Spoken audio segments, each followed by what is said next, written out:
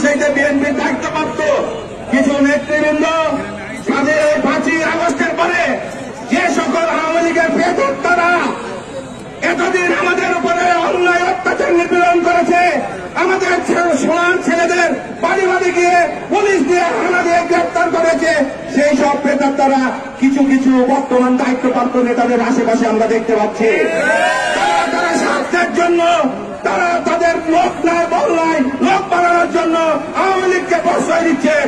আজকের এই সমাবেশ থেকে হুঁশিয়ার উচ্চারণ করে বলে দিতে চাই, দেশ তারেক রহমানের বক্তব্য পরিষ্কার।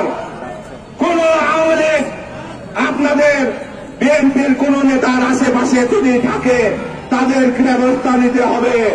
আমরা ভবিষ্যতে যদি কোন আওয়ামী লীগের নেতা কর্মে বিএনপির নেতাদের আশেপাশে থেকে আমরা রাজশাহী মহানগর বিএনপি প্রতিরোধ করে পরিশেষে আজকে তাই বলতে চাই, ইতিমধ্যে যারা সে সকল প্রেতাত্মাদের সাথে আঘাত করে বিএনপির বিভিন্ন কমিটিতে অবস্থান করেছেন, তাদের নামে অতীতে কোনো মামলা নাই, অতীতে তাদেরকে পুলিশ হয়রানি করে নাই, তাদেরকে হুঁশিয়ার উচ্চারণ করে বলতে চাই, বাড়ির ছাদে সাংবাদিককে ভাড়া করে নিয়েছে, দু একটি কথা বললেই সমাধান হয় না।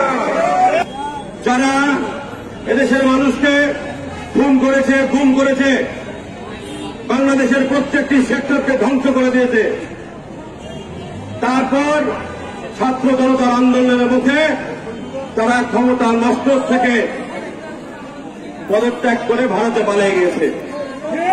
এখনো তাদের প্রেতাত্মারা যারা এই দেশে মানুষের সম্পদ লুণ্ঠন করেছেন, তারা মাঝে মাঝে উটুস ফুটুস করছেন।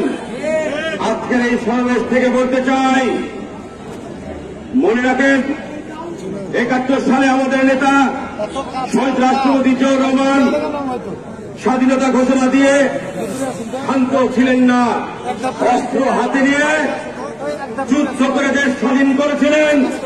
আপনাদের নেতাদের মতো পাওয়া যায় নাই।